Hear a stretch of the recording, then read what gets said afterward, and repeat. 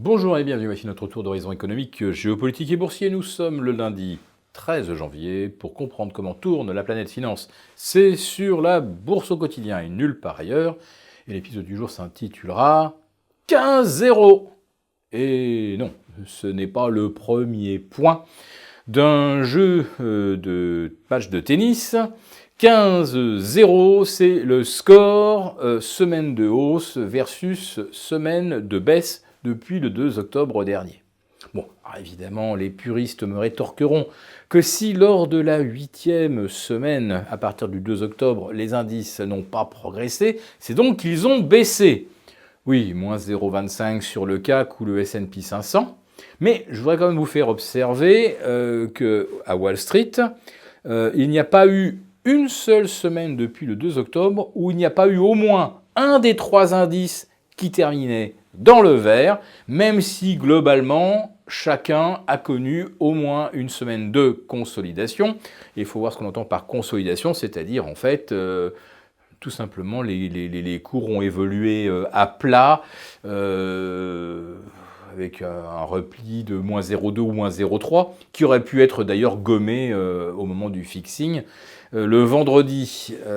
Donc on est bien en fait à 15,0, 15 semaines de hausse, et c'est le plus long épisode sans la moindre correction qu'on ait jamais observé dans l'histoire des indices US. On a déjà eu des séries de 15 semaines de hausse, oui, on a déjà eu, mais avec des corrections de moins 2% ou du moins 1,5%. On voyait clairement une belle bougie rouge au milieu d'un corridor haussier. Alors des corridors de 15 semaines, oui, il y en a eu naturellement. Il y en a même qui ont été plus longs encore en 2017. Sauf que là, je le répète, la caractéristique un petit peu unique de ce que nous venons de vivre depuis le 2 octobre, c'est qu'il n'y a eu aucune correction intermédiaire, ni hebdomadaire, et je crois que d'un plus haut par rapport à un maximum de correction, on a dû éventuellement reperdre jusqu'à moins 1,5%, ce qui était corrigé dès le lendemain. Donc on a un corridor haussier, c'est le plus parfait de l'histoire de Wall Street et également des places européennes. Alors, déjà, quand on regardait de précédents corridors de 14-15 semaines de hausse, on se disait, bon, évidemment, ça n'a rien d'humain. C'est pas la psychologie humaine qui peut rester positive pendant 14 semaines, ne serait-ce que parce qu'au bout de 10 semaines de hausse, l'analyste technique, il regarde ses indicateurs, momentum RSI, les bandes de Bollinger, et puis on est là, on se dit, mais ça y est, on crève tous les plafonds, on est en surachat, le Fear and Greed Index, il est à 95, ça ne peut pas tenir, on est beaucoup trop haut, trop cher, trop tendu. Ça, c'est ce que se dit un analyste technique au bout de 10 semaines de hausse. Le robot, l'algo, lui, ne sait pas si un marché est cher ou pas cher.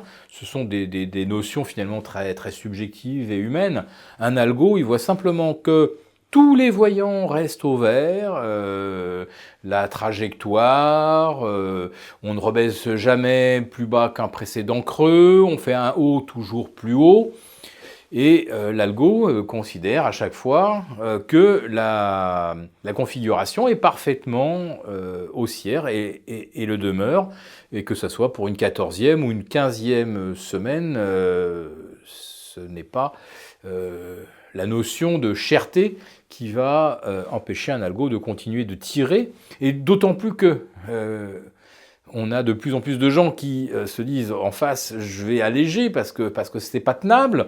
Et donc vous avez des vendeurs qui ne peuvent jamais rentrer depuis donc maintenant 15 semaines. Il n'y a jamais aucune fenêtre de tir. Et à un moment, les gérants indiciels qui ont réduit, qui ont pris leurs bénéfices, se retrouvent contraints de racheter du papier parce qu'à un moment, ils vont passer en dessous du minimum qu'ils doivent détenir. Et donc les vendeurs de la veille deviennent les acheteurs du lendemain. Et nous sommes exactement dans ce cas de figure en cette presque mi-janvier. Et comme le marché a tout digéré, les tensions dans le Golfe, 100% de hausse sur Apple, et ça continue, on se dit, mais qu'est-ce qui peut arrêter un tel marché ? Et la réponse maintenant, c'est rien, rien. Et puis en plus ça, vous avez des Goldman Sachs qui vous expliquent que le risque de récession qu'ils estimaient à 30 ou 33% début octobre, maintenant que le marché a pris 15% sur ses plus bas, vous avez le même Goldman Sachs qui vous dit que le risque de récession en 2020, il est tombé à 20, voire en dessous. En fait, plus les actions montent, plus on trouve, ou allez, on invente des motifs pour rationaliser un mouvement qui, alors, n'a rien de rationnel dans l'absolu, mais qui est totalement rationnel puisque c'est mené par des algos. Voilà. Donc, nouveau record à prévoir pour ce lundi 13. Et le match de tennis continue et les indices continuent de descendre les aces. Si cette vidéo vous a plu, n'hésitez pas à nous mettre un pouce. Pour participer à nos lives tous les matins entre 11h et 11h30. Alors, pardon, entre 11h30 et midi. C'est le lundi, mardi, jeudi et vendredi. N'hésitez pas donc à vous abonner à la lettre confidentielle.